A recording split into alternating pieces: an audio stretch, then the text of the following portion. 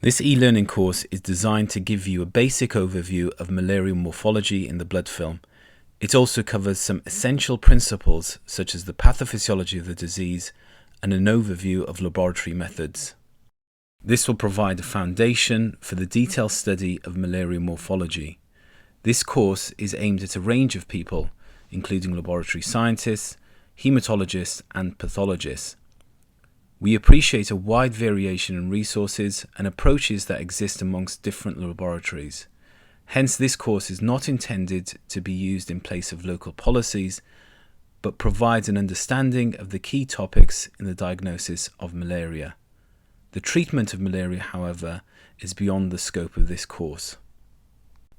After completing this course, you should be able to understand and describe the epidemiology of human malarial disease, the life cycle of the malarial parasite, clinical features and markers of disease severity, the laboratory methods involved in the diagnosis of malaria, the general morphological features of malarial parasites in the blood, and species-specific morphological features of malarial parasites, again in the blood.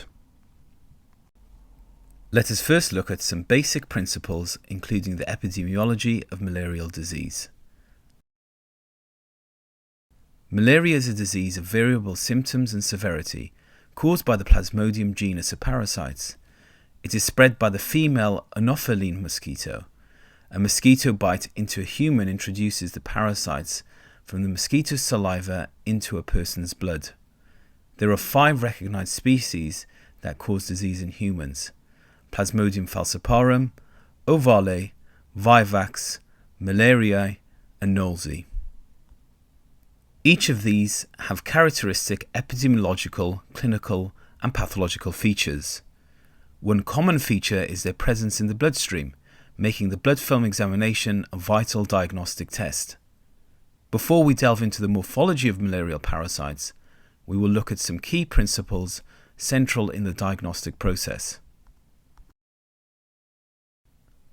Malaria is endemic within and around the tropics and is caused predominantly by parasite transmission by the female Anopheline mosquito. Rarer routes of blood-borne transmission, such as blood transfusion and the sharing of contaminated needles, are possible but rare. Although the global burden of disease has reduced in the past decades, with advances in diagnosis, prevention and treatment, it remains a major health concern.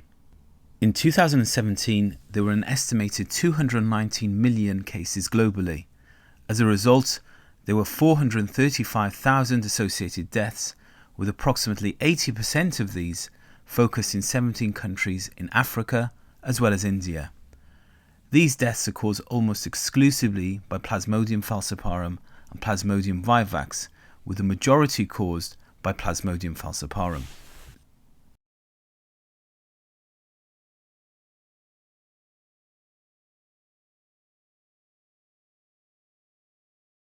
Knowledge of the overall geographical distribution of malaria according to individual Plasmodium species is very important.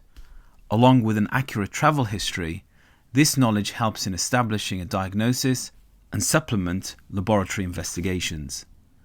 The geographical distribution of individual malarial parasites will be covered in more detail later in the course.